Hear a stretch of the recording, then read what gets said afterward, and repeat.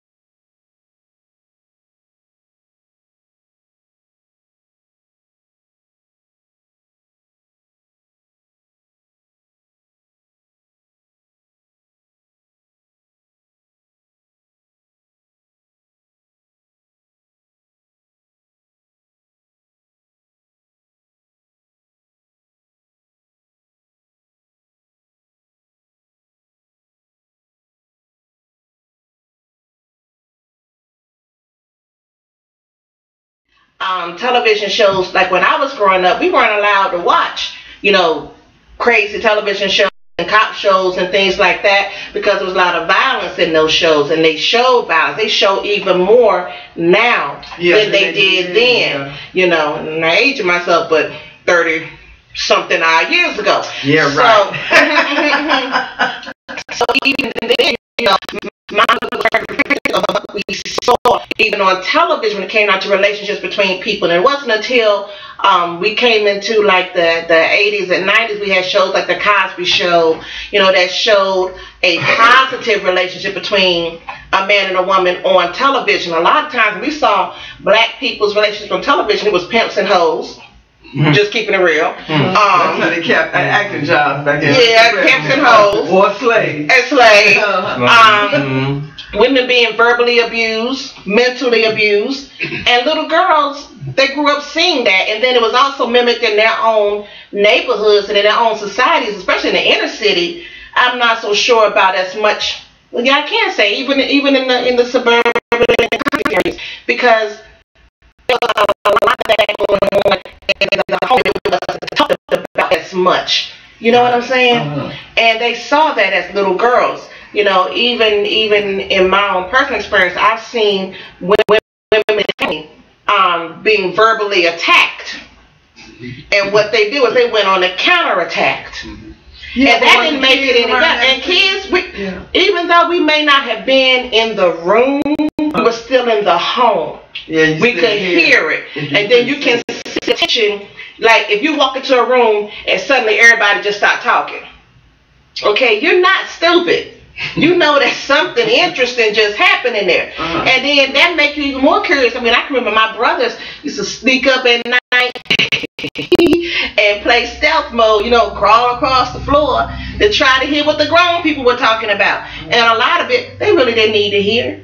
Just like think about it in our own homes. We have conversations with our husbands, our spouses, our significant others that we really don't want our kids to hear, but we're having that conversation in the home. How do we know what's outside our door when we're talking? How do we know that they're not got that ear, you know, because these walls are thin, to the wall listening to your conversation? Yeah, but you can't stop. Really, you can't stop that because it's been going on for years, century. What you have to do is take a psychological view on it and talk to the child and tell them what's happening. I'll be mad at that. I'm gonna whoop that. So, but you have to explain to them those go on because, like you said, you seen it when you grow up. I seen it when I grew up. Like whatever, but it didn't make us what it did as far as the girls in my family. We weren't gonna tolerate no man talking crazy because I got 2 more other sisters. Okay, so through the relationships that we had, they married or whatever out throughout the years, boyfriends and girlfriends coming up, we didn't let no man talk crazy to us. That's because we see how my father and my mother was abused each other, and we didn't want to be like that. But let's just suppose that, you know, you as a young girl growing up saw your father and your mother arguing, you overheard them arguing, so then like you said, that made you kind of like, well, ain't nobody gonna talk to me crazy. Okay, let's just suppose that you're in a relationship and it does happen. People do slip up and say something stupid to you. They do. That don't mean that that's what's in their heart necessarily. At that time, they done stood up and said something crazy to you. Now, they say something crazy. Look at her face. Look at her face. Look at her face. Look at her face. Yeah, I get her face. Look at her face. Okay. Okay. Now he's supposed to say. Now he's supposed to say something crazy to you, right? So then you pop off. But then he realized, ooh, you know, by your reaction, man, I messed up. You know, I should have said it. So he changed. They don't say that don't do that no more. You still got this hurt. You know, you still hurt. You still like right here. Mad, yeah. Yeah, I mean, but he slipped up. Right. Let's say that was his one slip. He don't have no more slips. Okay. But from that point forward, you is totally on guard. That's not going to make you an easy person to live with. Yeah. Because he's going to feel like, well, I can't say nothing to her. She going to remember that knot. Ow. You know, ow. Remember that lump. So, but they're going to try another way to do it. That's all. Not necessarily. They're going to try another way to approach it, another way to do it. I mean, but it's true. But I'll show the people what you say that.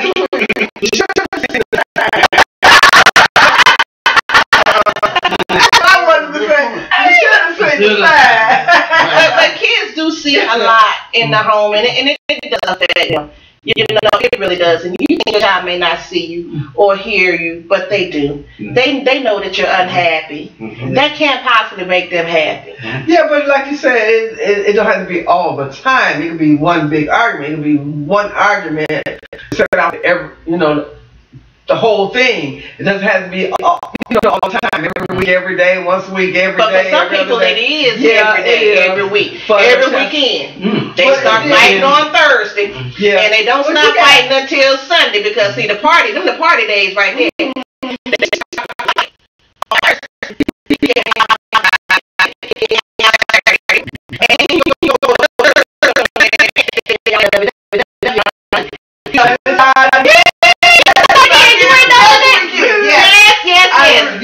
That's how it works. That's how it has worked. That's how it works. But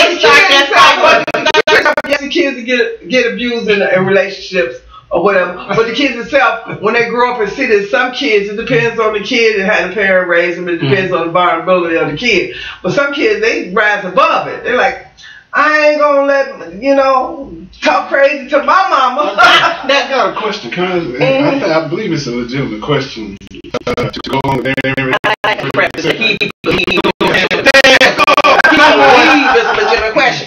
ahead, Dale. Go. Is it worse when the couple is married, or does it matter? It doesn't matter. It doesn't matter. Because It doesn't matter. are the kids? Rude. I mean, do the kids pick up? You know, the In any relationship, it could be a girlfriend, boyfriend. It could be, like she said, significant other. It could be a spouse. It could be an overnighter. It could be an overnighter. Yeah, overnighter. Well, okay, he came overnight. He think he gonna stay, but he gonna get his butt out of here.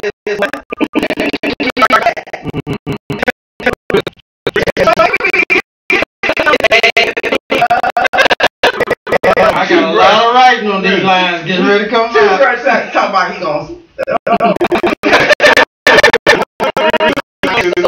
It's because I know a child that's in the marriage, you know, where the parents are getting along, and I know the research where the parents are there, and the situation where they're unmarried, the kid doesn't want the parents to split up at all. Right. And so when they see the parents arguing and fighting and things like that, they become concerned.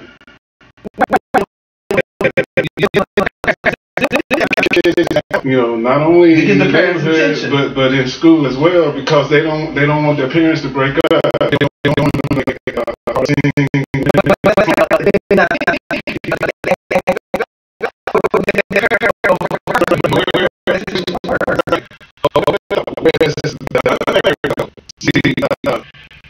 the dad, he could leave it. He's not there anyway most of the time. You know what I'm saying? Because they're not married, and so because they're not married, the child is involved. It's like, well, he's not really here that much anyway. Right. But every time he comes around, he's Mama, we gonna get a new daddy next week. Yeah, You see how Sam come here last weekend? and they're ready to. The kids are ready to jump on the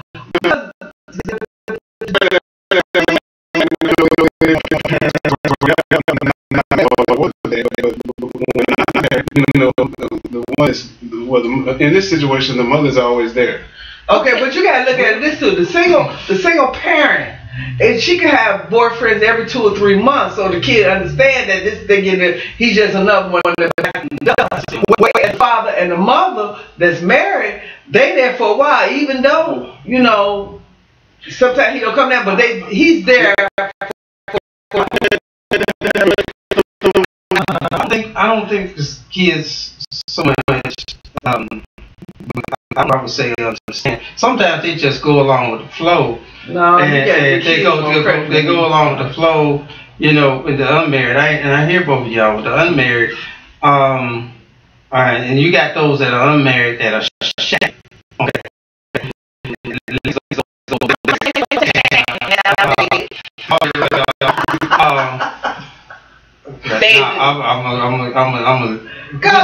What's your best word for that? Shacking is not the word we use anymore. Oh, what's the word? What is they call it now? They cohabitate. Oh, they cohabitate.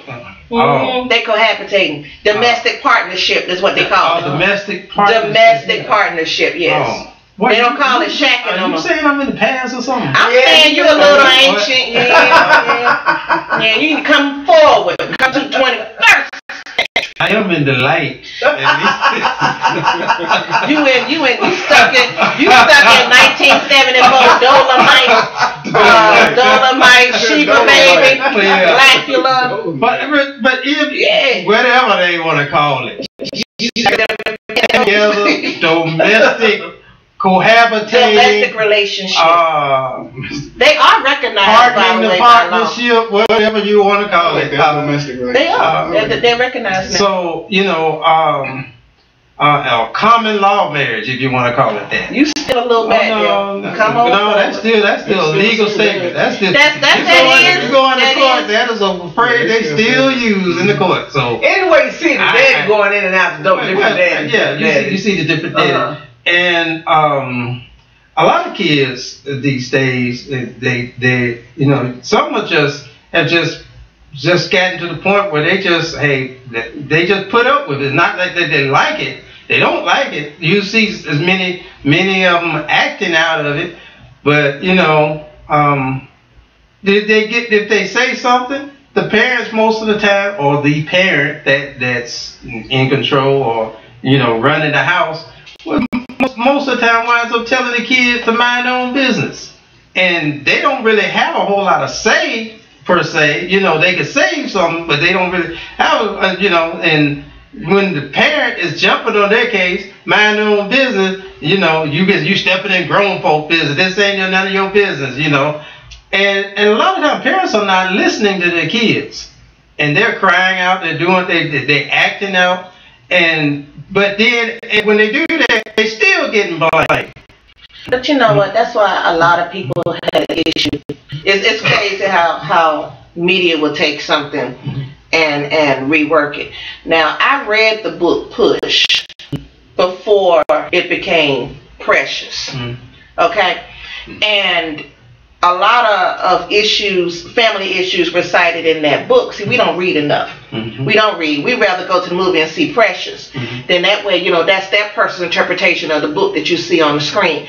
But now the book is always better. The book is always better. Always better. But if you leave and look at, because that's something that a lot of people saw was the movie Precious. And that movie had some definite issues. And there was a lot of abuse going on in that house. Not only physical, mental abuse, but also sexual abuse going on in that household. That's a reality. Yeah. That's a reality. And then a lot of people took offense because it was a woman, a mother, sexually abusing her daughter. That happens. There are also a lot of households, you have to jump on a single mother, but there are a lot of households with single fathers. And that's more acceptable today than it was, and I praise the men that step forward and take responsibility for their children. But they got women cascading in and out of there, just like the single mother. Got men cascading. Some of them do. Not all, but some of them do. So, when you have a situation with sexual abuse in the home, be it from a parent or visiting domestic partner or whatever, that's something that child carries with them. You're right, we don't listen. Well, I listen to my children, but a lot of people don't listen to their children when they grow up. When I got divorced and I was dating, if my daughter said she didn't like dude, it was a reason why. And I listened to my child and I talked to her. But I also listened to her concerns, and I decided, in myself, I wouldn't have any men around my children. I had girls, teenagers. But not only that, you also have to be just as careful with boys. Because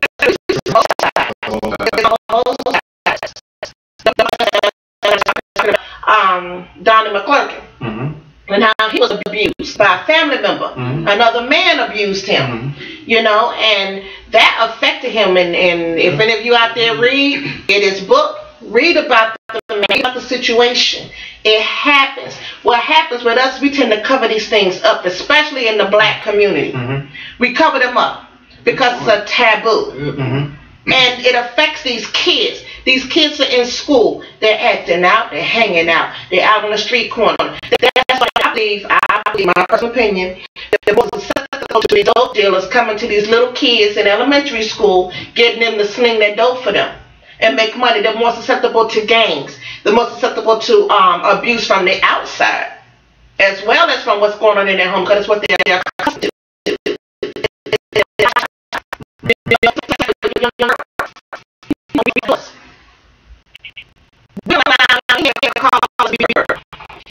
Okay? You teach your daughter, you allow the man to call her the B word. Plain and simple. But beep, and I'm like, hey. It's not a word to be called that anymore. What happened? What happened? You call a woman a, can I say it? You call a woman a whore, you get slapped. But now, young girls, it's okay. What do you call her? And I'm like, are you serious? Yeah, but that's got a lot to do with societies, rappers. It's society. It's society, but society has entered our homes. Yeah. Outside has come inside. Yeah, but outside has come inside. Inside when they had the television. It came inside. It was inside before that. Television the first. Before that, it was inside. But a lot of TV, a lot of stuff, media and TV, they a lot of it too. Okay, if you ain't got no TV, yes, you gonna have abuse, but you ain't gonna have it as bad as the media put it. From what the media had, oh, such and such got that in jail because he done shot so and so, or so and so got shot up because West Side, East Side, they put it on the media. It's the media that's doing this to your kids. We can sit up here and discuss, all abuse and everything like that between our kids, between two couples and everything like that. But unless the parent, the couple, do something about it, it's not going to change anything. What if the parent doesn't recognize that it's abuse? Right. What if the parent has been in a situation so long that they think that's how it's supposed to be? They were raised up seeing daddy slap around mommy. And then they were raised up with daddy slapping them around. So then they go out and they get a man who slapped them around. They want somebody. Yeah. Then they have a little girl. Okay? It's a cycle. Right. It's a cycle. And unless you realize there's a problem, there's no way to fix the issue. Right. There's no way to fix it because it becomes what's normal. That should never be normal. And you said all the time, this is never okay. Okay. Yeah, but like I said, they really don't. They don't see that. They don't. But we need our people. We need to talk to other people. Get you a doctor to talk to, a shrink or something to help you with that. But see, we don't do that because we as black people do not take our problems to a doctor to discuss our problems, because the doctor half the time is white and he can't understand where we come from. That's a big because of the black neighborhood, the black society we grew up in. So we really don't have nobody to help us and discuss if we have a problem. And then if we do, we're not going to go out and tell nobody. That's just how it is. Because, like I said, your mom bring up, you don't tell nobody this, you don't tell nobody that. So, of course, you ain't going to go to no white doctor because you can't relate to him. He can't relate to you. He's white.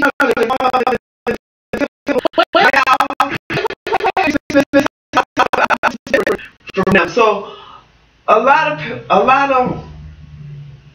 of us, I'm trying not to do this racial thing, a lot of us, but it's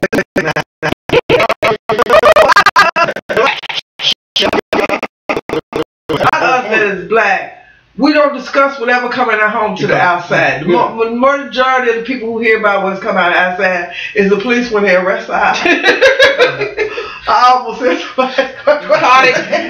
He caught it. But so far, you listed. We listed two ways that we do it. One way you mentioned is to recognize the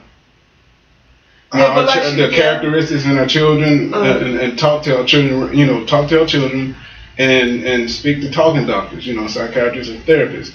So when those two don't work, I mean, like you said, you made a good point. Sometimes the white therapists, and I'm not trying to be racial or anything like that, it's just real. They don't understand our culture.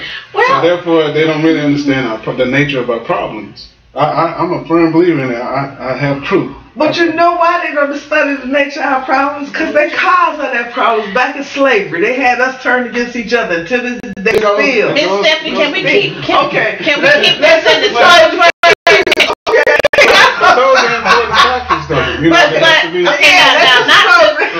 not to necessarily disagree with both of y'all. Right. Okay?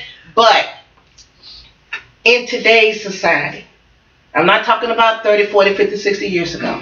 In today's society, there's a lot more commonality between the races. Okay? No, a white person cannot understand what you went through in your house because they weren't there. But there's some lower class, some middle class,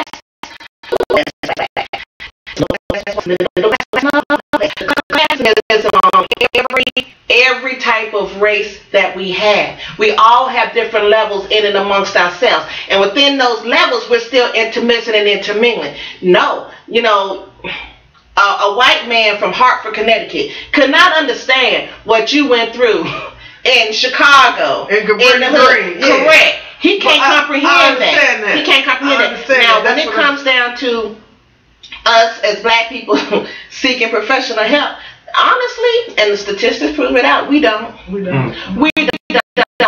Honestly, we don't go see psychiatrists, whether they black, white, Hispanic, Puerto Rican, whatever. I believe there we don't go see reasons them. as to why. Yeah, economics for one is expensive. Mm-hmm. It's expensive, and then we That already makes a have big that. difference. But we also already have that mindset. They're not going to understand me. We already come into it with that mindset. Well, I mean, there is an importance of racial demographics, but the thing in listening to both, you're right that the black society does not seek for professional help. They don't. They really for actually just say help, because they won't even go to pastors sometimes. No, they won't. No. They don't see. We have as a society, the black society have been built or if I can say this, brainwashed into a pattern, which we're still trying, and I say the word trying, to break out of, but the thing of it is, it's still present. Mm-hmm. All right? It's prevalent. Say prevalent. And just like you say, you got to have it. You're trying to get out of it, but you still have to have it. Yeah. And the habit of society is that we fall for so long to be able to handle it on our own.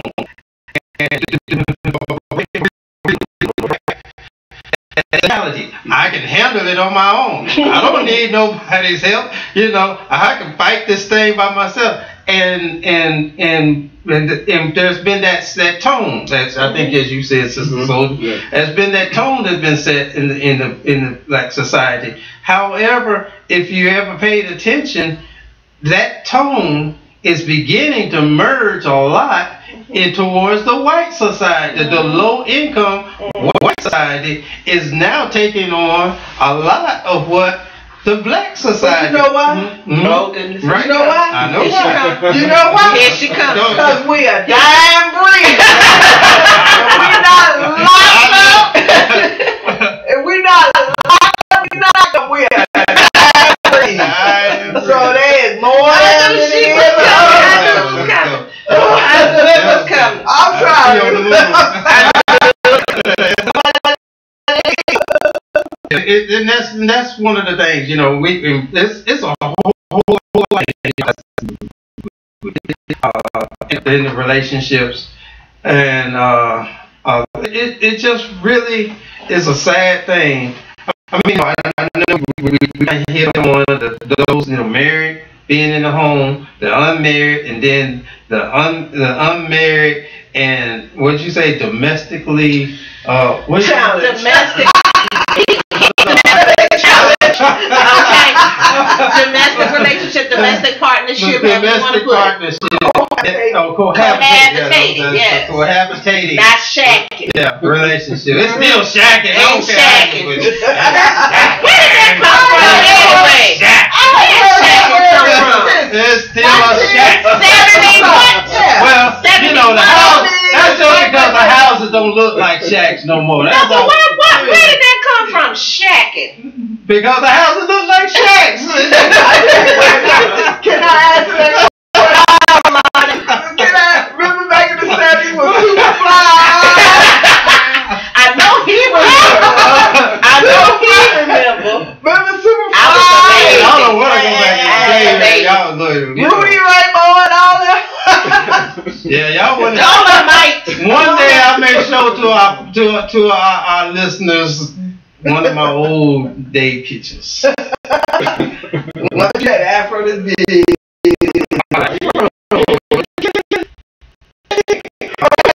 Hanging down. You had a ponytail. He had the. I had the sun. Oh yeah, the afro. Well, nowadays they don't call it afro anymore. They call it natural. Going natural. call it going natural. Mm-hmm. You must have had a real blowout kit for that afro. Yeah. Then I had to go try to. Then they came along with Steven Seagal, and I saw I had to go with the. You sure it wasn't Superfly? I had to. With the perm, not Superfly had the perm in his Yeah, head. I had to. No, I didn't. No, it wasn't the perm. It wasn't the perm. It was the ponytail. It was the ponytail. You know, guys wear perm. You know, when they came out with that movie, I can't remember that little crazy movie with the guy with the ponytail would go around karate chop. Oh, yeah, I can't remember the name of that I little know young when guy. that come out with the ponytail, but I can't think of the movie. But I was like, oh no, ponytail gotta go. I don't even want to be called that crazy dude. Yeah, I mean, but you know, even so, things in the past is still the same stuff that's going on now, and even worse, really now. You know, because kids don't have the guidance like that. It's like the what's the president wife, ex-president wife, I'm thinking village. It really do take a village to raise y'all. Yeah. And when you was coming up, I don't know about y'all, but if you want to you doing something, you can't put a child. The government allow that. You can't whoop a child no more. But the government like to jail a buck make money out of it. But you can't whoop a child no more. But you take them away from you and all yeah, we're gonna take them away. They had, you know, then somebody else, the kid is acting out. I wonder what's wrong with the kid. I guess we gotta put him out. I wonder what's wrong with the kid. Yeah. You can't I thought this would make it good for them. Yeah. But the worst thing you can do, and this is my 5 years experience at working in a mass maturity, all men in prison, is to put a child under 18 years old and try him as an adult in an adult prison and put him with the rest of the criminals.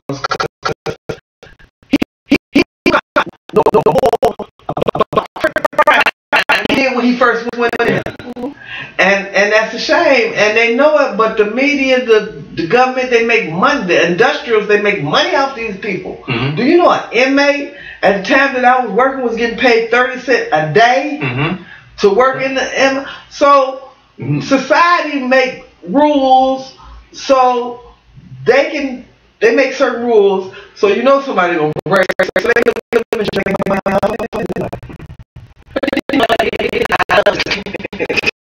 When I think about it, you know how they always say, I've been institutionalized. You know? I've been institutionalized, but think about it. We call it, you know, like colleges, the higher institute of learning. Well, they get another institute of learning. They go there, they been institutionalized. Going to that prison. Then when they come out, they talking about, well, we gonna rehabilitate you. There's no such thing as rehab. What you gonna do is let me out and try some of these skills that I learned in this prison. And I'm gonna try it back outside.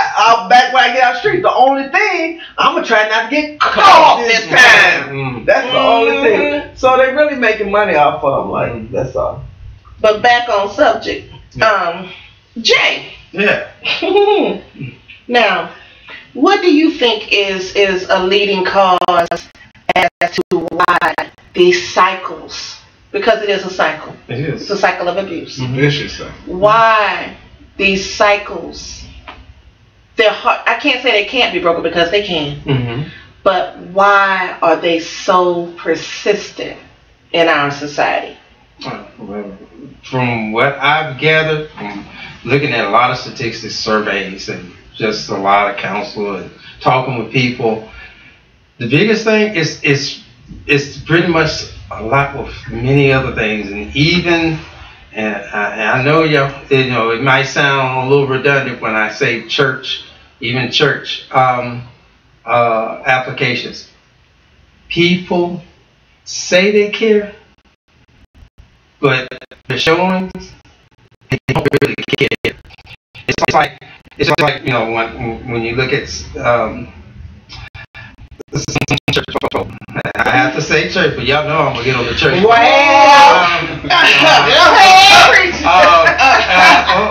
It's just like some church folk, and if we have this warped way of thinking, and and maybe this might help somebody religious wise, but when it's said that we going to church to worship, all right?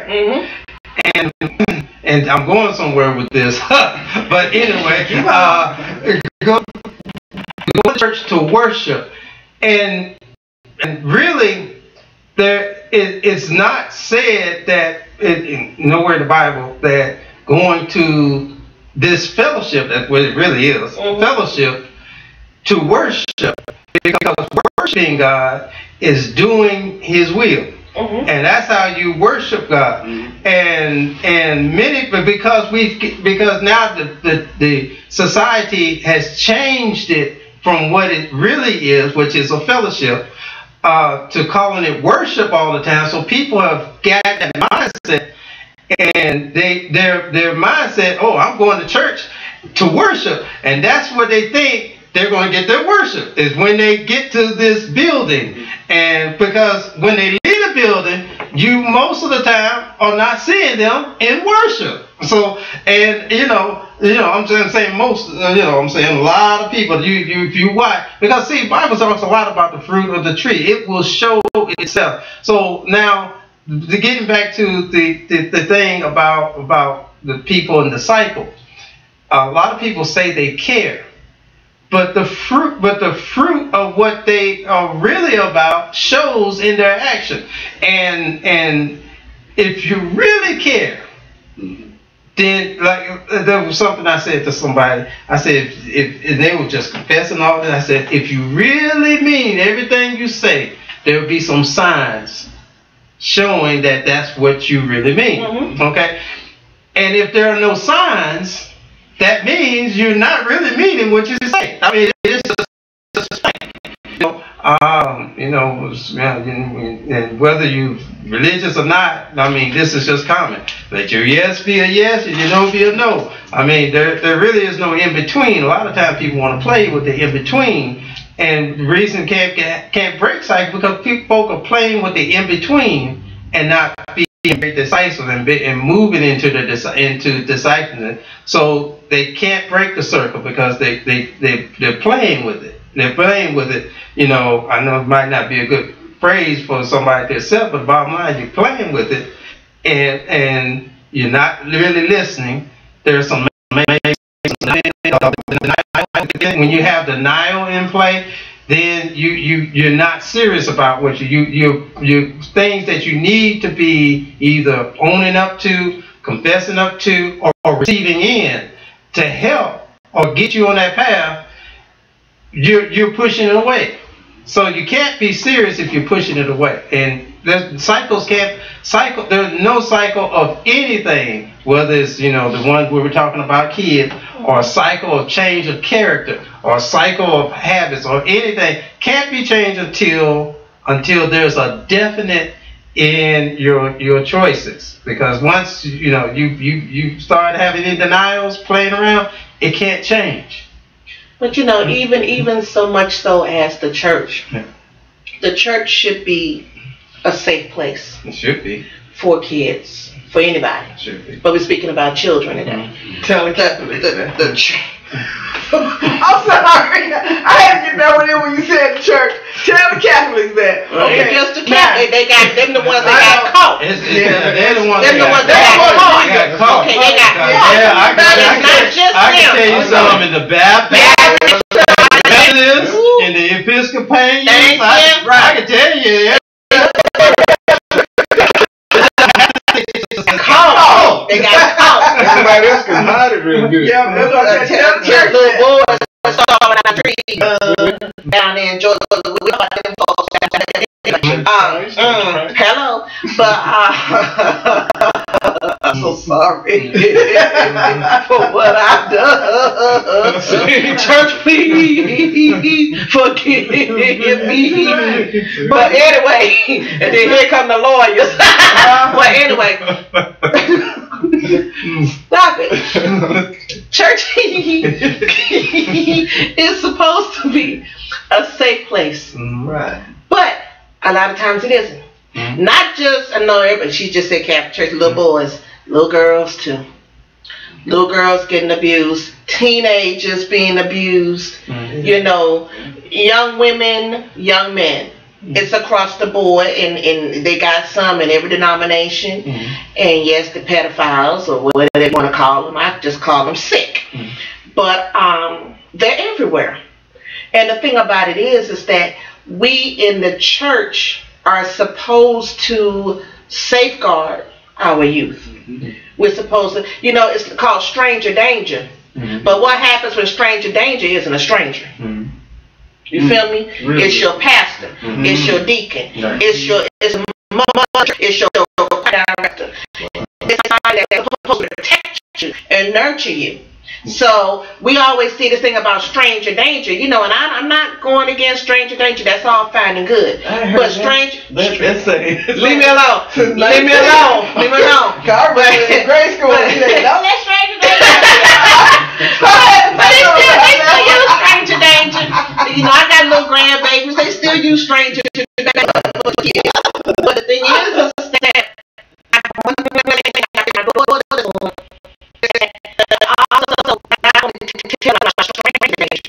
tell about just danger, period. This is your body. If anybody touch you here, I don't care who it is. That's right. You tell me. Right. Plus, you as the parent, it's your responsibility to safeguard your child. Now, we can't always do that, but because things happen outside our control, we can be around our child 24/7. But when your child come to you and they tell you, this person touched me, this person did this to me, this person did that to me. You know, we just lost Maya Angelou, and I loved her to death. And I loved her book, I Know Why the Caged Bird Sing. She thought that because she told, she got the man killed. No, what got the man killed was he touched her. Okay? But tell somebody. Children, a lot of times, they tell us, but they don't tell us. They may not tell us verbally, but like you said, they tell us in their actions.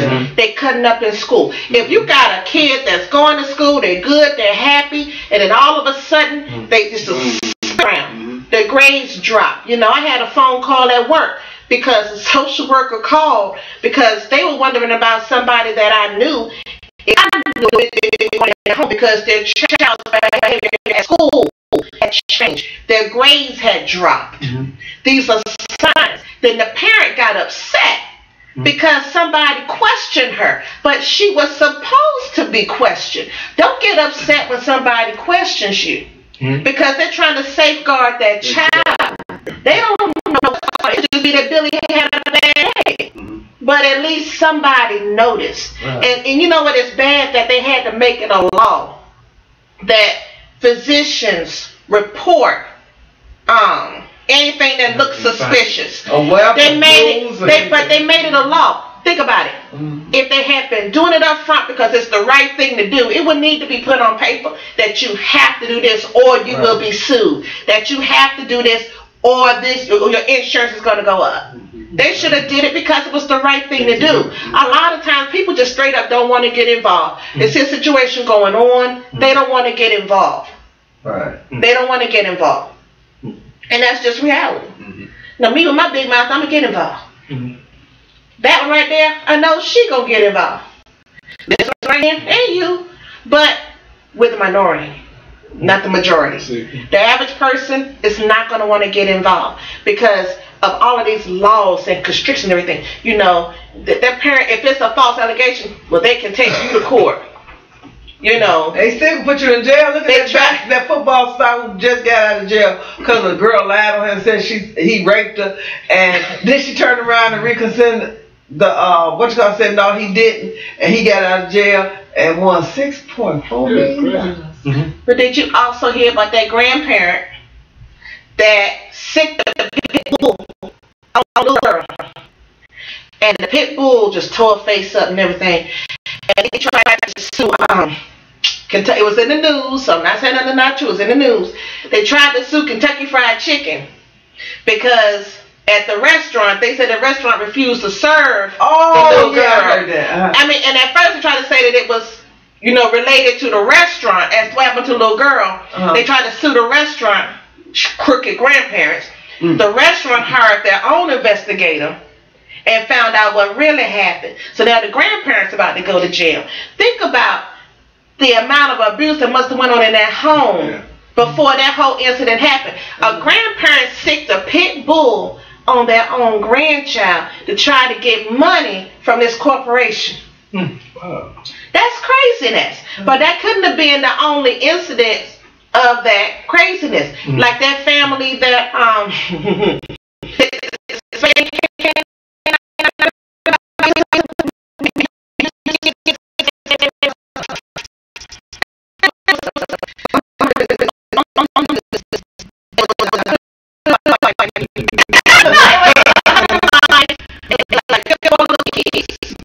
and they said it was a spaceship and saying, you remember that? And had the kids lying saying that it was a spaceship, this was all true, turned out to be a hoax.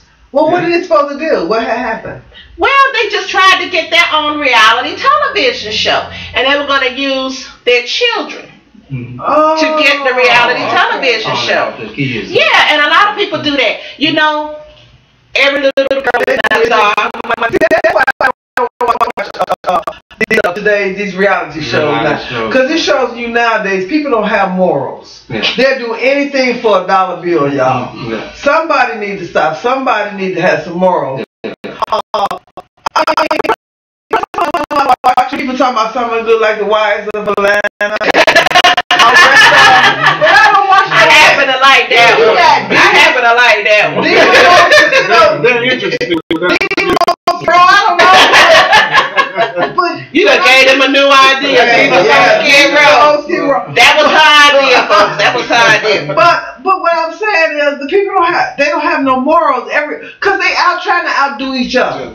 One trying to act more lady like the other, one trying to act more of a diva than not. They outdo each other. But they selling their morals. They sell really. Right. If you want to get religious about it, they selling their mortal soul. Just to be on TV. In a nutshell.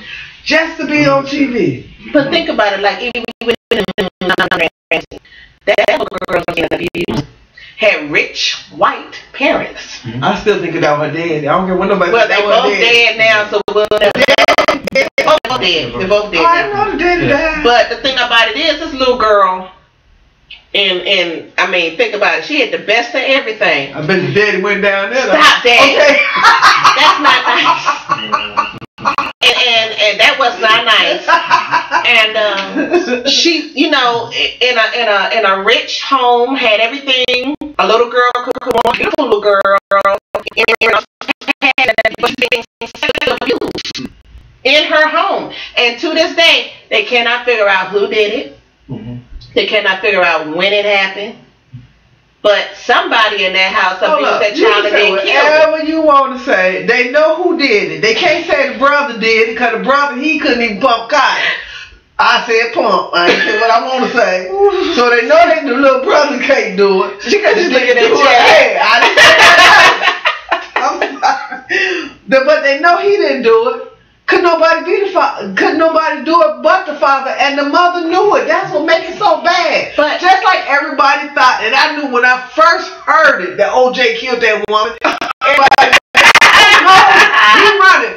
You know what made me think that he killed that woman? When he was in that truck with $10,000 in his bag, he knew he killed her dead. He got Johnny Cochran. I bet you Johnny Cochran ain't up there either.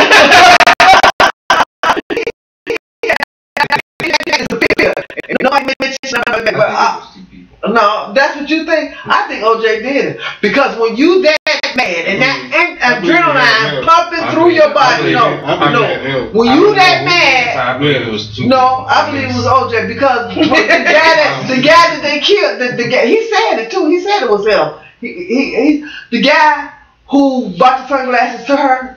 He was a third-degree black belt. He had to let his guard down in order for him to get his cut up as bad as he did. So he knew that was OJ. In order to get, because there's no way that you can be a third-degree black belt and get cut up as bad as he did and get killed too. He knew that was him, so he had to let his guard. Oh man, I just bought her glasses.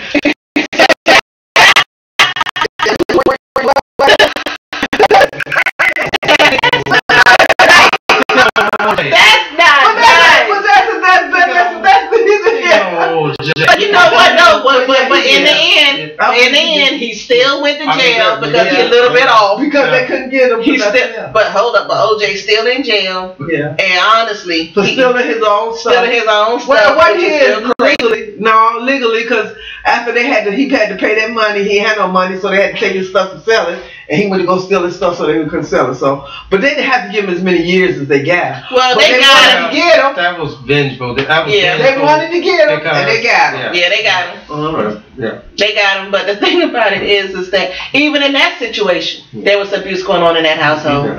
There was abuse going on in that household. People don't think, because you're rich and famous. That's why she left. But you think because you're rich and famous that those people don't have issues just like the common Joe do. No, and they do. Ike Turner. Bam. They got issues. Yeah. Tina serious issues. She got him in the back of that limousine. Tina got him though. But it's abuse is rampant. And those kids, even like Tina Turner's son was on a show recently because she had some big birthday celebration, and the chick still look good. She still look good. She's like 80 years old, but she still look good. Close to it. But he was talking about growing up in that house and how he hated being in that house and how he hated seeing his mother go through what she went through, because I just did whatever he wanted to do to Tina in front of whomever. He didn't care who was there. Women, everything. You're right, women, everything. Right there in front of his kids. Yeah. No, it wasn't always drugs. He did it because he wanted to do it. It was power to him. And the thing about it is, God rest the dead. But the thing about it is that he hated being there, but he felt like he was in a position where he couldn't do anything. He was a kid, but it affected him. It affected him. And you're supposed to teach boy to be the man of the house, to grow up to be the man of the house, protector of the house. He couldn't even protect his mother. So that affected him into his adult life. He wrote a book too. Y'all should read more. He wrote a book too telling about that. And it's just amazing that you figure, you look at this family in Jet and in Ebony, and you think they got it all, and they got it all made, and it's tore up from the floor. And what you're doing is affecting these children, and now he's a grown man, but him as a little boy could not even protect his mother from this man's fist. And that's what he said, this man's fist. He didn't open hand slap her, he was punch her, and he couldn't protect her. And that's a bad thing. Even to the point where, back on, sticking with Tina Turner, she tried to kill herself behind the abuse going on in her home. Come on. And I tell any woman this, don't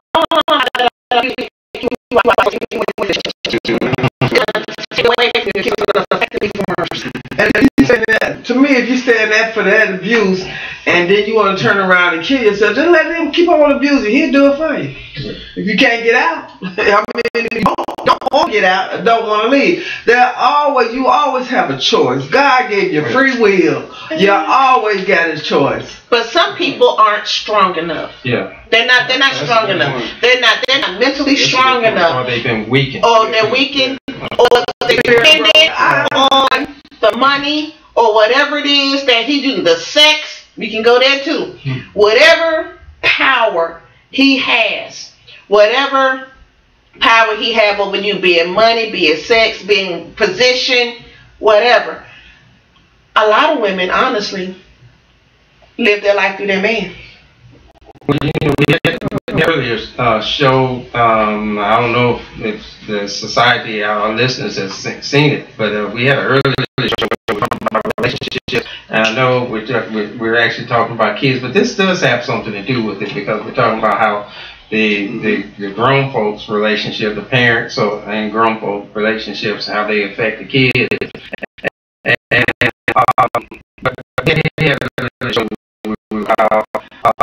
Being able to choose your mate, and a lot of times that's where it really begins. You chose the person, and a lot of times people say, well, I didn't know they were like that. All that. There are always signs. We are here to tell you there are always signs. Yeah. And whether you want to be in denial of them, which many people do, or they do look at a person negligent and the other one ignorant, because many times we want to associate our person by what they for us, to us, or with us, which are the wrong things to try to opinionize somebody with. The best way to get to know somebody or find out about them, watch what they do with someone else, to someone else, and with someone else. Like family members, on the job, people, their best friends, and all that. If they run around lying to them, what they you think they're gonna do to you? They gonna if lie they to you. run around with anger issues with them, what you think they're gonna do to you? Like you said, some of the people don't know the signs. It's a lot of people don't know the signs. I mean, you mean a dude, he could have been the best. Oh, he is so fine. He the best person. You get blindsided. You get blind. You can't see it. Right there. You can't see his faults and stuff until you get deeper than this. You gotta tell them to dig deeper. But I'm talking about it's some people that don't know how to, don't know the signs, don't know how to dig But they do see things though. They see things. They ignore them. they don't pay attention. Yeah, they like I said. Because he's so watch what they do fine, to people, with people, and for people. You know what? He may be fine and all that, but if he over your house and his phone go off, better yet, he over your house, his phone always on silent, and he don't check it. Now you tell me. Now see, that's a sign. Me and you that's know. That's a sign. Me and you know, but I'm talking about people who don't or know. better yet, but see, that's an obvious sign. You know, people. We don't give people enough credit. It's women do that. Okay, well, I said people. I didn't say me. I didn't say me. Women got game just as much as men. I said people, but that's just one. I mean, seriously though, and in this day of technology, honestly, I mean, think about it. Wait a minute, hold on. We do room check. Okay, no, not you. You. Okay. Because, you know, they kind of connected and we not. We straight up. Check it out.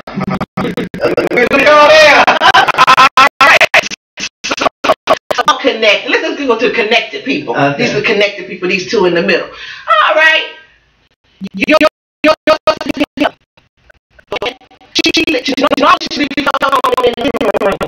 But all of a sudden, wherever she at, that phone is at. There's your sign. And it ain't ringing, but wherever she at, and then when she do check it, she real quick. There ain't nobody. And look, here go the kicker. Well, baby, let me hold your phone. What you see my phone for? What you need my passcode for? Well, I'm your wife. Oh, excuse me. I'm your significant other. And we can't see your phone. And we are couple. We couple in a relationship. We cohabiting. Yeah, we domestic partners. I can't see your phone. All right. And what you gonna say? No, baby. They ain't got that. That's it. But you know, it's a sign. There's something wrong. And even when you're dating, like I said before, we stay on telephone because it's easy. Cell phone, everybody got one. Everybody got one. Even when you dating. Okay, that phone go off, and he will not hold a conversation in front of you on the phone. He got to go in another room or step outside to talk on the phone. Oh, hold up. Wait a minute. Wait a minute. It's a sign. It's a sign. Unless he planning a surprise party for me, it's a sign. My birthday was 4 months ago. It's a sign. I mean, you don't even have to wait. I mean, there are so many. You can see a lot of signs. Right, I'm going to say within the first week. You can. You really can. Not just first date. You don't have to say the first week. No, you can say the first date. You can. Yeah, you can. You can. Like I said, just those 3 things. Watch what they do to people, for people, and with people. Not with you, because that's when a person is mostly comfortable being who they really are. You know what? Because On the first day too. Yeah. Like, okay, way to bring your steak in. Your steak, blood all running through it. I don't eat steak really. Blood out. You didn't want it half done, medium rare. You want it well done. So you go, oh, you take this back. I don't want this steak. that's it. Then that should be give you a double take. Oh, instead of doing the nice one, excuse me, sir, this wasn't done. I wanted Right. it well. All those are signs. Bring it back. That But then I wouldn't even ghetto come out. I wouldn't even bring it. I don't care if it was half done. I ordered something else. I wouldn't even send it back because you don't know what they do back there when they put that steak back. Right. Just sit there. So I just said, oh, I already That's had nothing chicken. unnecessary to other folk. What you think they gonna do to you? I mean, Your door test. I was saying, yeah, the door test. I come to a door, I stop walking. Yeah, they don't open I it up. stop walking. And if they don't reach around and open it up, I say, excuse me. And if they still don't catch the hint, I do open the door for myself. I wouldn't even say excuse me.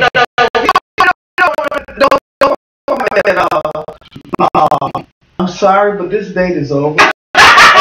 Why? Because you put that Tyler Perry Benz on. Sorry. Oh, why you playing? Oh, why you playing? You give the door test. I wouldn't even say it like that. Yeah, you see me do that, though. I stop at the door. What you do? You open it. That's right. That's a gentleman. That's what I'm talking about. To go out to the car. Dudes pull up in front of the house. Oh. Woo! My mama used to. I had boyfriend.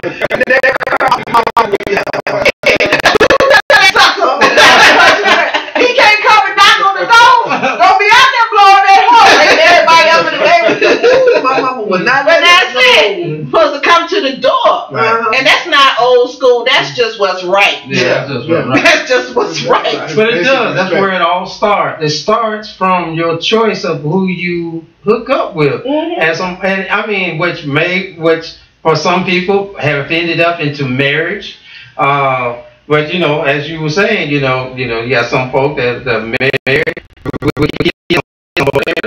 You got some that are Domestically in a relationship, yes. No, I know that was the other one. I like the C word. Cohabitated. They're not shacking. Yeah, they're not shacking. So, then you got Shack on TV. Yeah. The old one. Yeah. All right, Richard Roundtree. Yeah. So, that's where it really all starts because your relationships, it is all part. Even though you folks that's listening might think that this is my business, but it's not just your business, especially when you have kids. And then you got not only that, but you got now the step parenting relationship where you have the parent of kids and an outsider is coming to the relationship. And I've seen where in most of these relationships it's the mother who's the single parent majority of the time, even though men are more shut up. Phrase that I was a single parent too, but still most of the cases are single parent moms. And most of the time, when there's the man that enters this stranger, and it's a stranger to kids, I don't care how long when they come into a relationship, majority of the time that man comes in wanting and demanding the respect of a child instead of winning the respect, and there's a big difference. Yeah. There's a big difference. Because a lot of the kids, the first thing, they already have a resilience because their daddy is not there for whatever reason, and they've been with mommy for so long, and they was okay, at least somewhat with mommy okay about, and then this stranger, because they haven't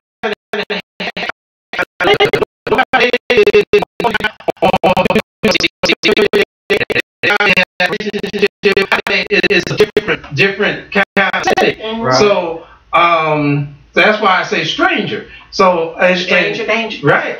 And then a lot of times the man wants to come in and demand. Mm-hmm. And then sometimes you have where some men who come in who might try to build a relationship, but the mother is not allowed that. Now, it's such a confusing thing right now, right? Because now the mother is not allowing it because they're sometimes saying, well, I don't want nothing to be built with my relationship with my kids because I gotta see where we're going first. All right, but the kids are seeing y'all together all the time, right?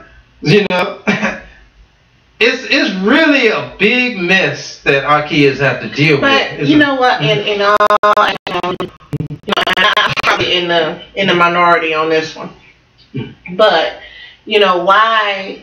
Even when I was dating and my children were teenagers, I wouldn't even introduce anybody to my kids. Right. Mm-hmm. Honestly, I didn't, because I just wanted to make sure that was the right person. Mm-hmm. And I was very protective over them, being that their father and I had went through a divorce. And, even though, and honestly, their father remarried, I have a wonderful stepmother. I think she's great. One of the questions that I asked her was, do you love my kids? Mm-hmm. She said yes. As long as you love my kids, we cool. Yeah. We straight. But the thing about it is that when it came down to me dating, I didn't introduce anybody to my girls because I didn't want them, honestly, and I know this might sound old-fashioned, I didn't want them to, well, old-fashioned, well, mom had this and that man, the other man around me. They didn't see that. And I said, Mama, did they? But they did not see that. They didn't see men coming in and out of my house, sleeping in and out of my they didn't see that. And the thing about it is that, now what they did when they got out there, that's on them. Mm-hmm. But even now, a lot of young ladies think that it's okay to have different men parading them in front of your children, in and out of your kids' lives. And I'll tell you something. If you're dating a dude and he got this baby mama, this baby mama, this baby mama, okay? You gonna make a baby with this person. He ain't spending no time with this child, this child, this child. But then you think he gonna spend time with you and your child. Because you better get all you fooling yourself. You fooling yourself. You fooling yourself. You fooling yourself. There's the signs. And then all of these kids are all brothers and sisters. And it's a new show that comes on TV. I know y'all don't like television, but I do watch it when I'm able to. It's a new show on TV called... Is it a reality show? Kinda, sorta. It's called Paternity Court. Paternity Court. I've seen it once. And they have a lot of cases where you got this chick having 2 kids by this guy, this chick having 3 kids by this guy. Both of the women got his tail in court. Mm-hmm. You got all these siblings, and there's all of this dysfunction going on because the 2 women are fighting each other over this clown. And he said he can't be good with those kids. They're brothers and they're sisters, but then the kids are pitted against each other. Right. Because their mothers are pitted against each other. And that's not good for the children either. Those types of situations. That's still abuse. That's still abuse, yeah, baby kids. That's still abuse. You're still abusing your children when you teach them to dislike another set of kids because he made babies over here. He made babies over there. You're still abusing them. It's mental abuse. Yeah. You're still abusing those kids. And a lot of people don't see it. I can tell you a situation one time I was in. Okay. You want to hear? Bob, keep clean. Okay. Anyway, what happened was my son at the time was 5 years old. He break down some kind of back, way back. Whew. The 70s. And no, after the 80s. My bad. Ex was my ex. I can add. Yeah. My ex was living down the street with me, cohabitating with his wife, with his girlfriend, because they weren't married. She had a son, but she had a son from a previous relationship. My son was like this. Oh, her son was real light skinned. Okay, my ex was real dark. Okay, and she was jealous, I guess, of my son or something. I don't know what it was. At that time, I was going to school to be a cosmetologist. So this was before, about 81, 82. I said 80s. I told you I did the math. Because I graduated beauty school by 83. But anyway, she said some smart stuff back to my son to tell me. Okay, this at the time when we was learning how to do nails, so I had my little fake nails, acrylic.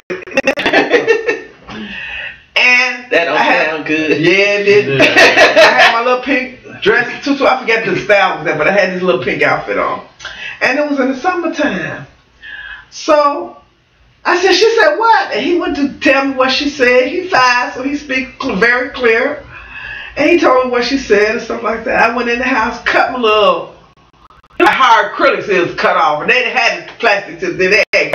I cut these off. I didn't cut them down. I went down the street.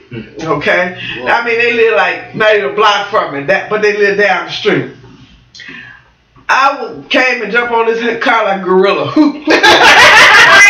Yo, both of y'all bring y'all blackity black out here, because I'm in a black. You do not go and tell my son something and then come back to tell me. But anything you have to say, come and tell me. Be woman enough to come and tell me. He is a kid. He ain't got nothing to do with this. Did he see you go out the house? Yes, he did. And he see me walk down there to whoop that woman butt.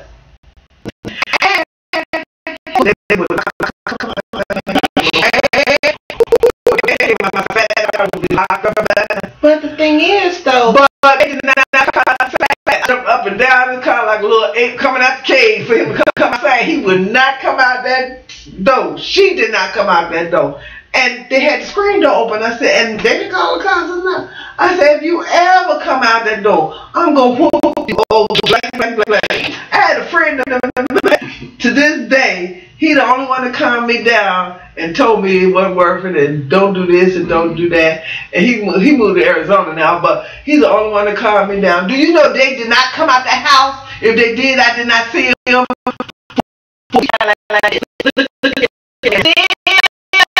30-some years ago. No, I ain't mad no more. Cause he dead now. He died about a couple of years ago. I ain't mad no more. He died in cancer a couple of years ago. But no, I ain't mad no more. But I was so She's still mad. She hot out.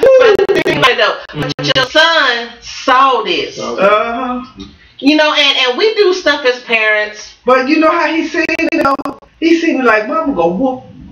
But the thing is though we do things as parents when we get mad to each other as parents, you know, and you know they weren't gonna find the bodies. But Miss Sister Soldier, now listen, we do things to each other. She's Sister Soldier. We do things as you know, to each other as parents, and you look back on it years later and be like, wow, I can't believe I did that. You know, because I have pulled a blade or two, I have pulled a trigger or two, and even though the children weren't there to see it, they knew about it. And looking back, I go, ooh, you know. But the thing is that I did it. Do I apologize for it? No. Because that's what we call protecting your kids. I did it, but the thing is that, you know, did that affect them? Sure.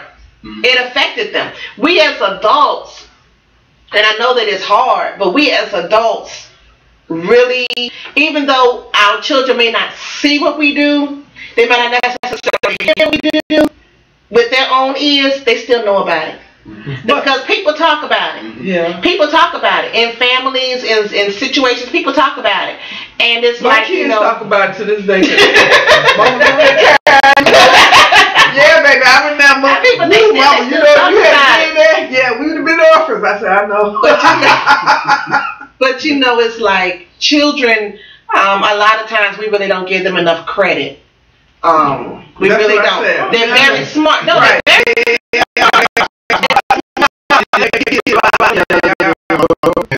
And all the times that I've had arguments with her mother, I would always and I made this decision during the argument. And I was like, she's hearing this, and she'll come out of the room every now and then, and try to explain to her. I don't know how to affect her, but I try to help her to understand. You know, that people get upset. You know, even married people get upset, and I try to help her to understand when you get upset like that. You know, try not to be like mom and dad. You know, try to split it up a little bit and just try to correct it. I guess. You know, I don't know how much correcting I did, but you know, a lot of times when things like that happen, I know it's bad. She knows it's bad. And so I'll go to my daughter one-on-one and try to explain to her, you know, a situation and try to give her something to feed off of. You know, don't follow us. Right. You know? Don't follow us. Yeah, and you should explain to her like that. Like, baby, sometimes we get mad at each other. Mm-hmm. We want to rip each other's heads off. But they ain't got nothing to do with you. But you know what's interesting is things that we do when we're younger, as we get older, Mm-hmm.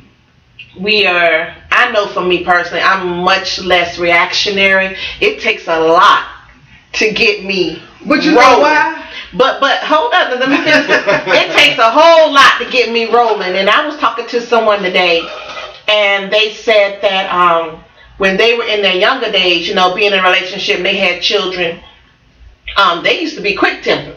You know, you even looked at them crazy. What you looking at me for? You know, everything came out of their mouth was slick and quick. Mm-hmm. And then they said, but now that they're older, because I was like, well, are you still like that? Because you know his signs. You still like that? Because so, but what they said was, now that they're older, said, I ain't gonna argue. You can stand there and argue all day long. I'd be like, yeah, you right. And lean back. I said, ooh, I'm not there yet. But the thing about it is that as they got older, they just determined within themselves, it's not worth it. Not only that, you get smarter. Not only that, you get smarter. You get more educated. You, like you said, and, you know, you grow with age, and you get to a point where when you're up in age, I don't know who you're dealing with, but you get to a point where you up in age.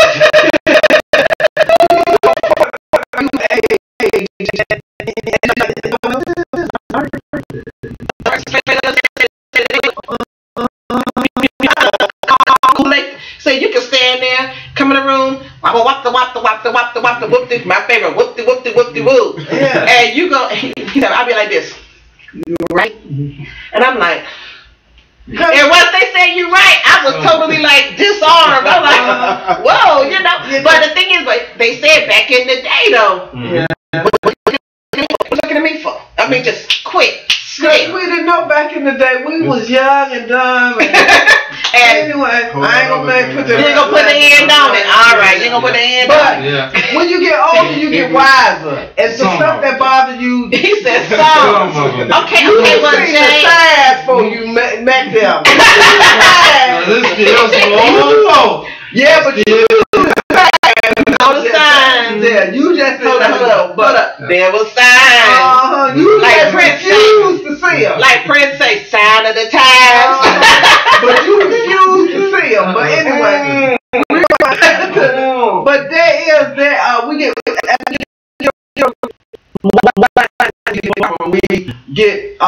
to the point where we're not gonna let any drama, you know, interfere with our lives. We determined to be happy the last few years that we have. And, you know, and I told somebody that totally drama free to a certain extent. So we learned to control it a little bit more. Yeah, to a certain. Well, I'm drama free, but my temper and everything like that. Yeah, I'm still like that to a certain extent. She'll pop. It depends on the situation. She'll pop.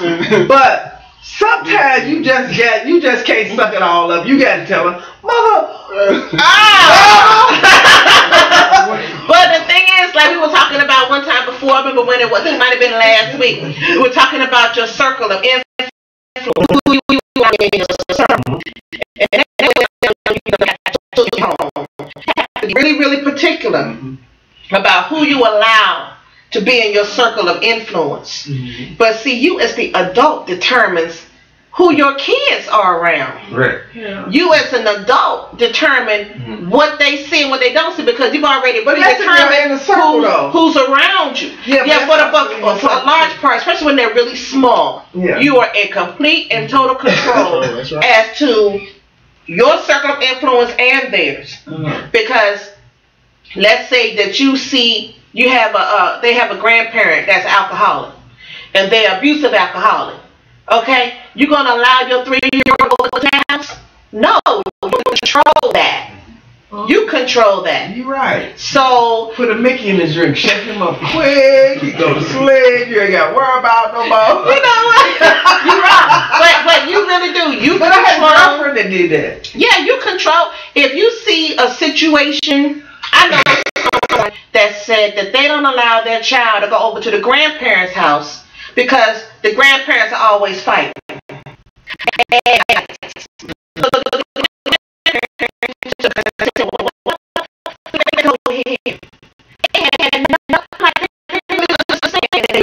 You grew up in that situation. Yeah. You did not want your child exposed to that situation. Yeah. It's been 30 years and they still fighting like cats and dogs.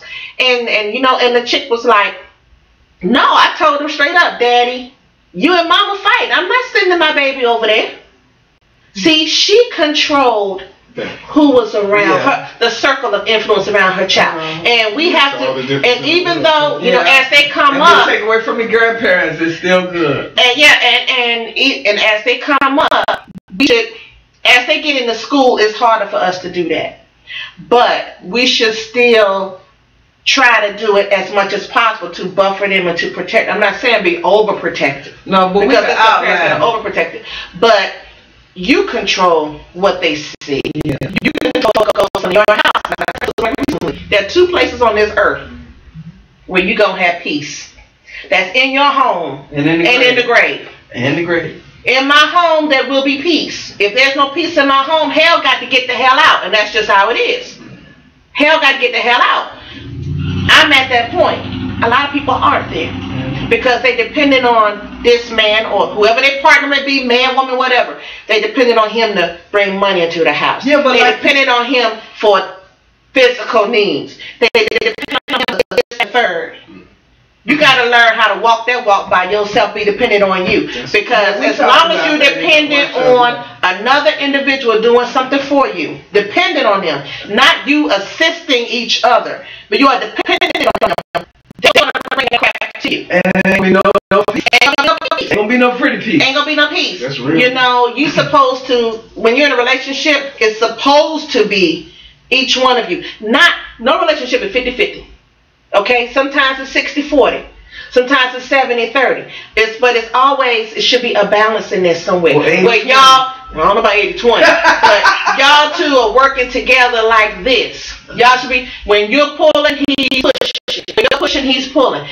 Y'all should be working together as a team to keep that motion moving. It shouldn't be 50-50. Y'all gonna do this. Ain't nothing 50-50. I'm sorry. Yeah. It's not. It's gonna clash. It's not. Because if you like this, I want my half of the rent, my half of this, and this. Food, clothes. You want nickel and dime me like that? It's Then you charge me for the other part. Okay, since you want half of this and half of it, I'm gonna charge you for sleeping. what do you charge for that? $30 But the thing about it, ooh, she got a high bill over there. But the thing about it is that, you know, like I said, I'm gonna have peace in my home. Once you make that determination within yourself, you have to stick to it. And sometimes it'll be stuff that, you know, in order to have that peace, you got to X some stuff out. You know, you got to X out some stuff that you may necessarily like here and there. But because I like it, if it's going to cause hell in my house, it still got to go. And sacrifice. There you go, sacrifice. A lot of times, honestly, parents will sacrifice for kids. They don't. They not the way you think. They have to be able to sacrifice for themselves before they could do for others. That's even in their kids. Because if they can't get it right for themselves, there's no way they can get it right for the kids or anybody else. But then they still making more babies. Right. But see, that's an issue about self-identity. And a lot of people don't really get serious about their self-identity. They say they do, but they don't. They don't.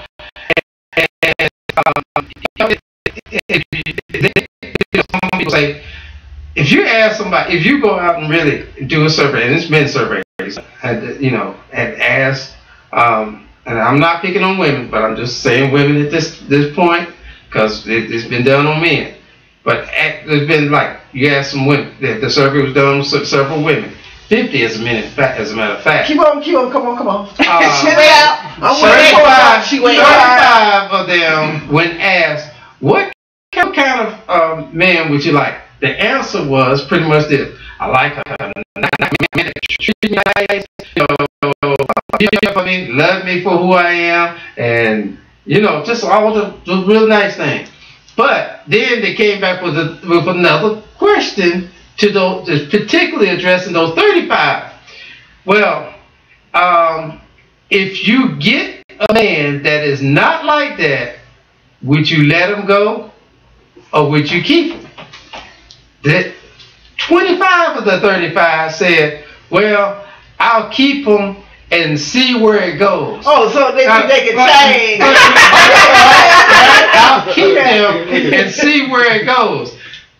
Meaning,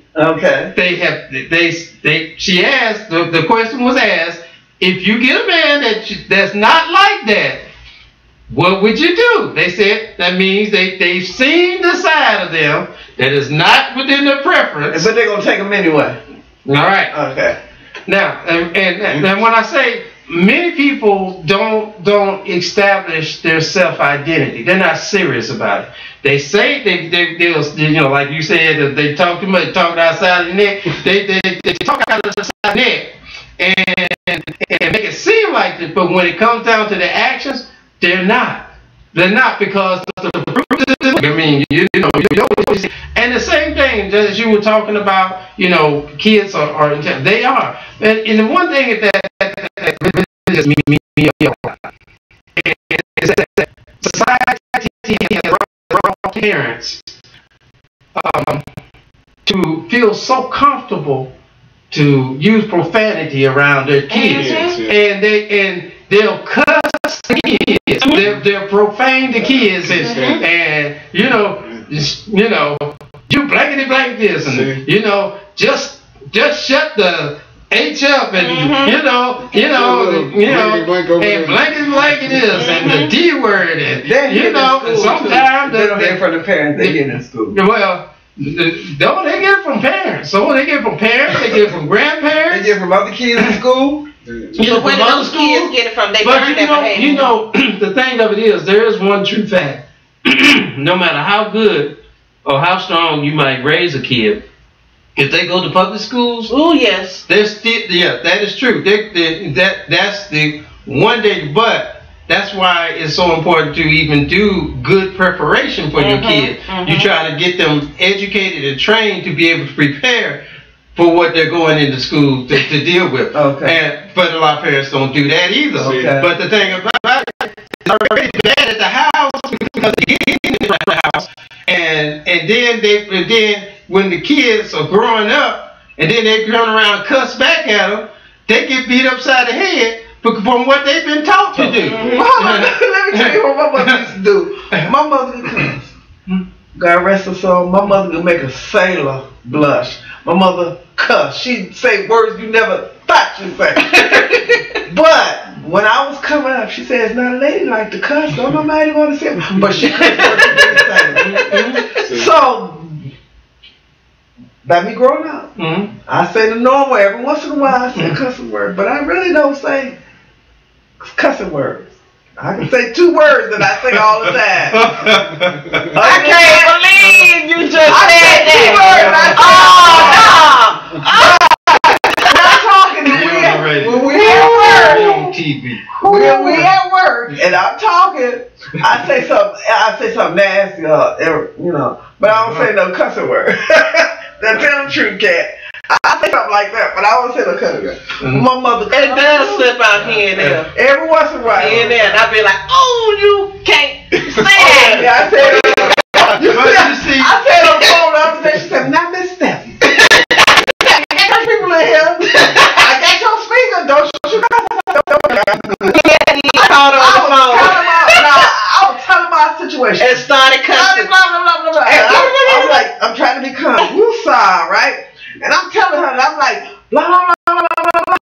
Cuss word. I tell all the story. I had to cuss till I got to the end. And I forget. Man. It's called cuss. And it rolled out. It rolled out. Bleep, bleep. But It rolled out. I was so excited telling this, and so mad telling this. I forget. And she told me, we got church first in the car. Because I know you're cuss, right? And I'm like telling everything, and I'm telling her, and it get to the part where it get to the end. And I said, Bleep, bleep, bleep, bleep, bleep. and then I said, when I cussed her, I said, you know what? I said, she said, take it in, woosah. I said, okay, I'll talk to you. But you know what the person in the car said? Don't get it, just keeping it real. I was trying not to cuss, but it was so hard because I was that pissed. That was close right there. That was so edge. Yeah. But the thing is that it's true, like, we have control of our children until they start school. Mhm. And then when they start school, you know, they do come into contact. You know, I always think about the story about the little black boy that went to school and the little white boy in his classroom just cutting the white teacher out, and the little black boy sitting like this. Oh, yeah. Because he never seen a child cuss at a grown person. Mhm. And then he went home and tried it. White child. Cussing the girl. And then he went home and tried it and got laid out. Mhm. But the thing about it is that it's true. You know, when they start school, they come into contact with all different kind of people. I tell everybody, my children were great until they hit kindergarten and first and second grade and honestly, well, high school they understood the beat down, but anyway, but you know, it's like they got into school and anything the other kids would tell them to try that worked for them to get their way at home, they would come home and try me. Mm-hmm. Yeah, that's what they learned school. That's why that there wasn't a thing to do. What it is that, you know, we really try to buffer our children and we can do all that we can do to bring them up, but when they get out there on their own, you know, really have control over what society is bringing to them. Cover them in prayer. You can try. Cover them in prayer. Cover them in prayer. That's the best thing to do. Cover them in prayer. I think some parents, and I hope this is are overprotective. And when I say overprotective, they're not being real. Because I used to live next door to this family, and I felt so sympathetic for the little girl that was there. Even though she went through,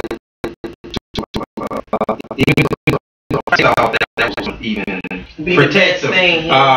But you know, they wouldn't let the girl come outside, play with neighborhood kids, socialize. Yeah, they wouldn't socializing anything.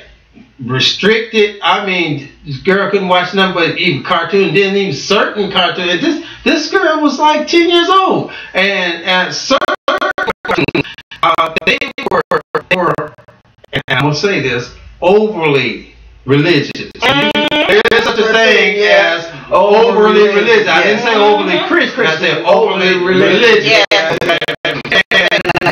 And you can't be overly Christian. You're Christian or okay. So they were whooping this child. with all this so-called protection. And she was not prepared to go out into the world. Okay? I mean, we're living in a time that you know, they're going to learn it one way or another. Now, the best thing we can do advisably is be upfront with them. That's right. And let them know, hey, you know, you're gonna be around. You know, you're gonna go to a public school. In the public school, you're gonna be able to say words like you're gonna hear them say that. Okay, you need to get to them before they get to them, and let them know. Hey, let them know what those work, how society defines the word, how you apply it. Now, these are not good words. All right.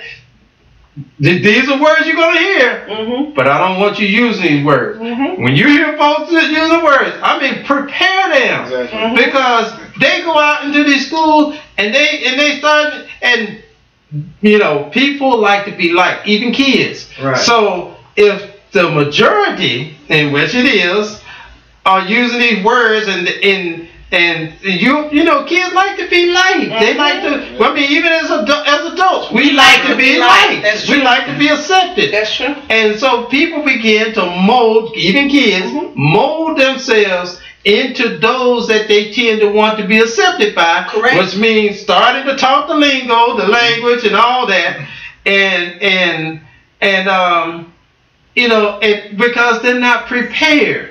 And I'm not saying that's the 100%, but it helps. It helps. You know, be prepared. If those that are prepared are more, or you gonna have a better percentage of expectancy that they won't fall into the trap. Not saying all of them, but a better percentage of expectancy they won't fall into the trap than those that are not prepared. And you know, but how can they be prepared when at home they get cussed at? You know, that's not preparing them. All right, that's not sitting them talking. No, yeah, they learning the words. They learning it, but they learning it the wrong way. Right. They been prepared to know to go in and hey, when I meet Joe, when I hook up this with Billy Joe and Susie and all them, and they talk to me, hey man, all right with y'all, I know the lingo. You blankety blank this and all. Hey, you cool, you know, you can hang with us because you know. And so, you know, but the bottom line is, I know, you know, you said was one thing. We should, and I'm a stickler on those should, coulda, could, would, if. Yeah. The fact of it is an is state, and the state of the society across the land is bad. Yeah. And kids now suffer more than they've ever suffered before from many things. They suffer from so many things. I mean, and that's the reason why that is because a lot of that results from the relationship that the adults are in. They're portraying in front of their children, and then you know, it's we imitate what we see. To the point where you know you have to come into that self-realization as to what it is you're willing to accept in your life. And unfortunately, you may choose to accept to be in another abusive type of situation. You know, I know of young women who, oh goodness, just last week, one of them said, a young lady said to me, well, she's 19, going out, drinking, clubbing, hanging out. And I'm like, how you getting in that? You know, around me talking about getting drunk and drinking and everything, like it's cool. You're 19 years old. You out there in the clubs, late at night, out of town, at least an hour and a half away from home, and you still living under your parents' roof. And I kind of paused for that one. I was like, oh. And you're drinking at the age of 19. At 19. At the age of 21. You come home drunk. You know your parents see this. And I'm like, well, who's buying it for you? You know, because you there. And you know what they told me? My mama. Whoa. My mama. So mama out clubbing with them.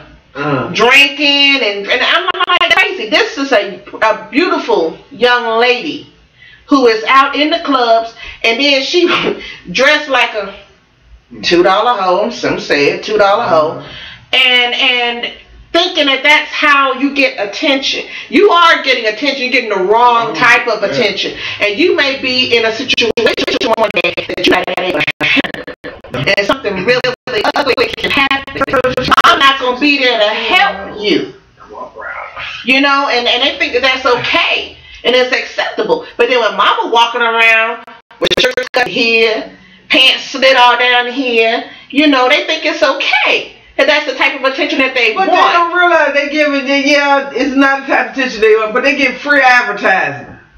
So if somebody, it is. Think about it. It's free advertising. If somebody really wanted to talk to them and stuff like that, they only gonna want them for something sexually. They're not gonna want them for their mind, body.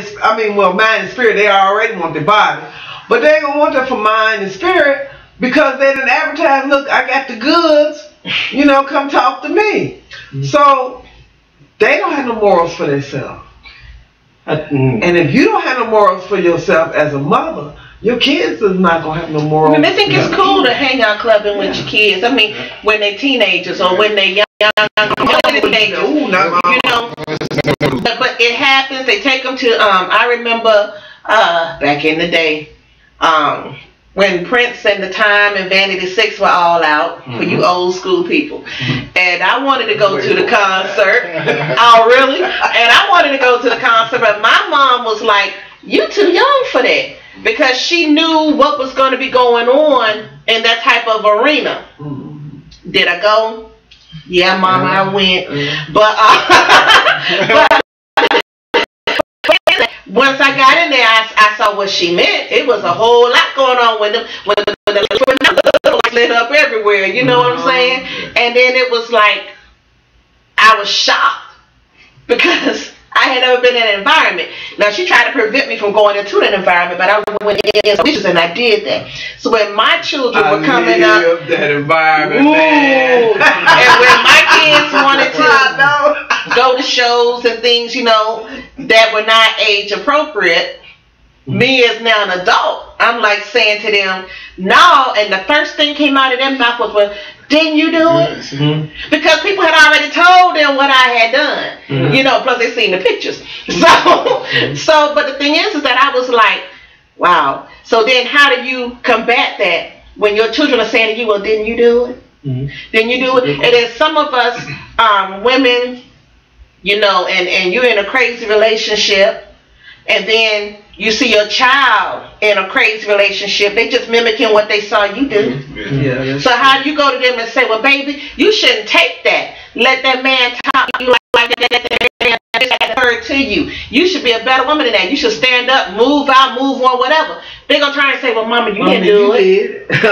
You didn't leave. You stayed. So what can you say? I mean, it's nothing. I mean, you can try to talk give to them advice and yeah. You can't even tell them that. You can give them advice and tell them, well, baby, I don't want you to make the same mistakes I did. What I did, I did that. It was a mistake.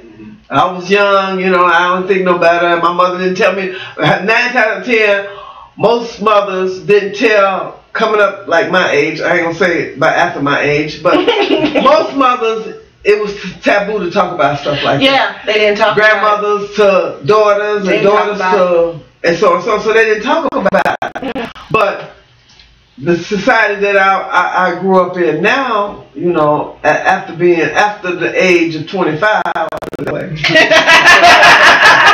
and what decade are we talking about? And what decade are we talking about? 25, and then you start realizing, and you start thinking, and you start knowing, then you tell you, well, baby, I made this mistake. I don't want you to make the same mistake I did. But it's a whole lot more education out there. It's a whole lot more, and even in the school system. But you get the wrong education in the school system. All these teachers that teaching now, it's not like the teachers that we had when we coming up. These teachers do the curriculum. Teachers open a book. They had you open a book. They tell you to do this homework. They don't even explain it on a board, break it down in syllables, words, stuff like that. I'm gonna tell you, I'm an avid reader. I love reading. Okay, when I was growing up, when I was little coming up and I didn't know the word, my mother always told me, break it in syllables. When you break it down in syllables, the word will come to you. And I break it up, and so I can read good. I might not speak that well. I'm a good reader, because she always talked about my English. But you know what? I get an A in English in school. She always tells, she said, baby, you don't know it, break it down in syllables. And the teachers nowadays, they have to teach what the Board of Education, they're controlled by what the Board of Education teaches how to teach. Teachers that are good teachers, who even though the Board of Education said they can only teach a certain way, they get artistic with it and teach it a way where the kids can accept it and learn it. But it's not like it was when I was coming up. So yeah, there are some bad teachers. Yeah, but it's a lot more programs, a lot more education than it was back then. You didn't, even back in I'll say even the 70s and 80s when I was in school, you didn't hear about safe houses. You didn't hear about They didn't have them then. They had them. They had just the horse and the go-kart, but they didn't have Really? You older than me, and you older than me. But yeah.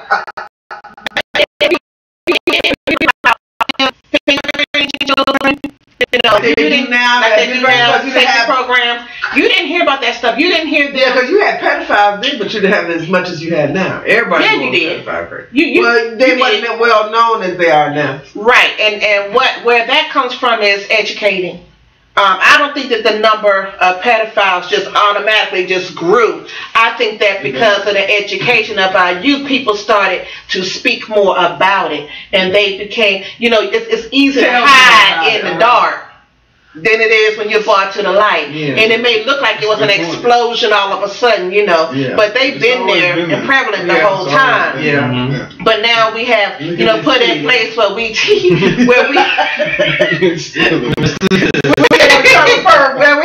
where we talk to our children and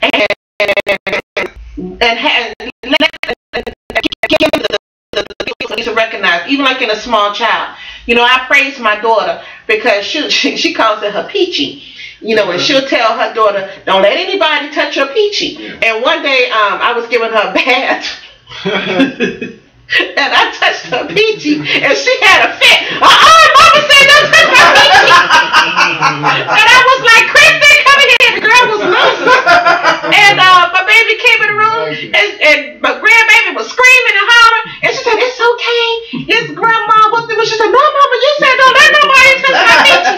And I was like, I didn't mean to touch the peachy, And I'm sorry, What it is that she educated her, and even though I was her grandmother, she touched that peachy by accident. She lit up. I mean, you talk about scream and holler. Everybody came running. But you see, that's you educate your children, and it's like it's good to do those things. And the thing about it is that in our homes, there's a lot of abuse going on. Nobody's saying anything. Nobody's saying anything. Mama slapping daddy, daddy, mama fighting, and it is. They're doing the same thing. You see little girl going to school ground, little girl making mad, pat. It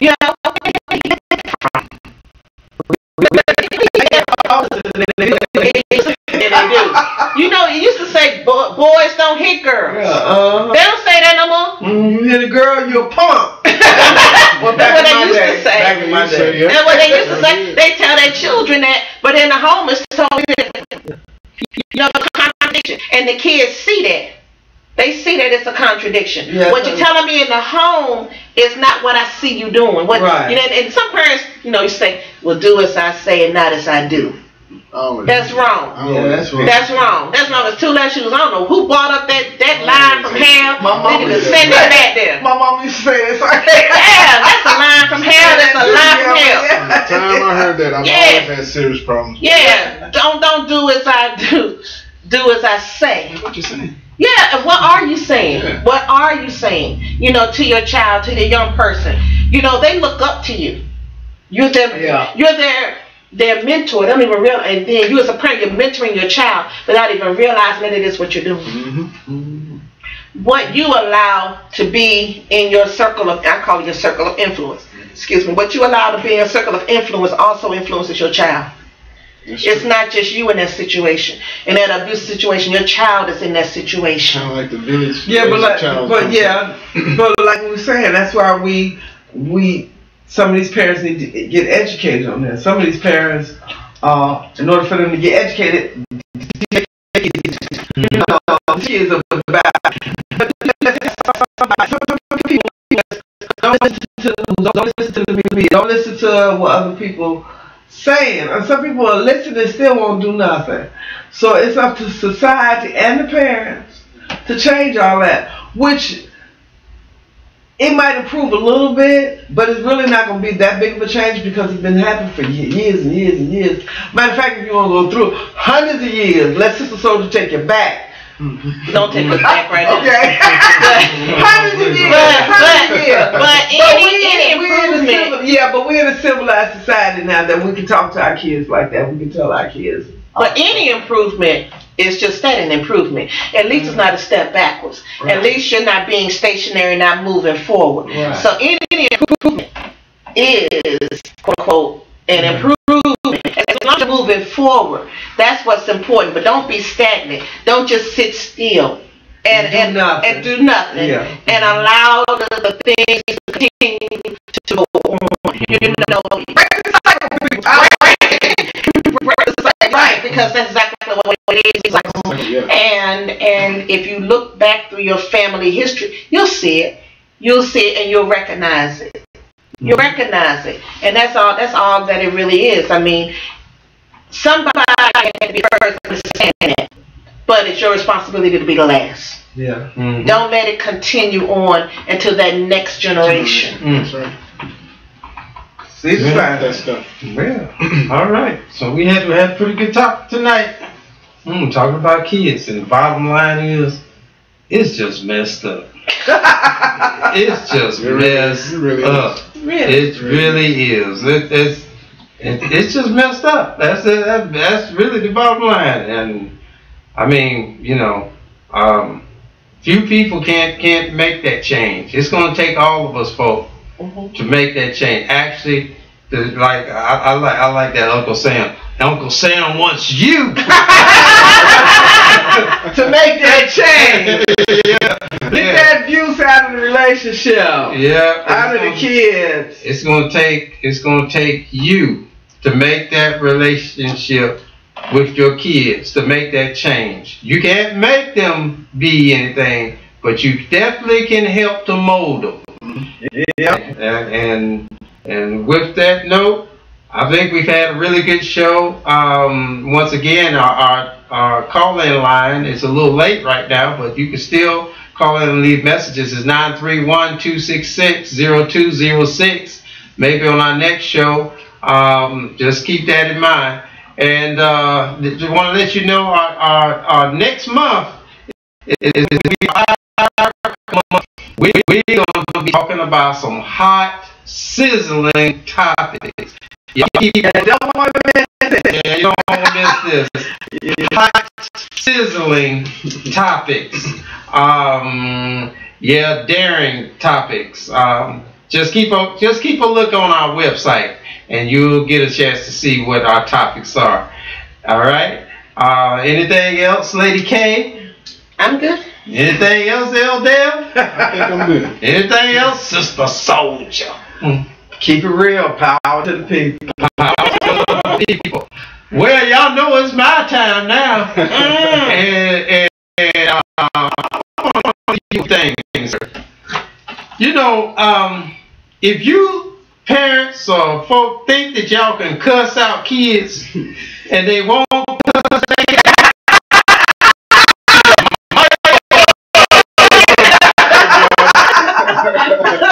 now, if you're a woman or a man raising kids by yourself and you think it's a stumbling block for you to be able to date, you just might be a little ignorant. Now, if you're the kind that believes that you have fallen in love at the first sight that you've seen somebody, you just might be a little ignorant. Don't let me say it a little at first. I'm like, the first sight you were in love. In lush. Lusciousness. I never could get that one. I knew I was in love first time I saw. I'm like, really? Well, we're about to say the third.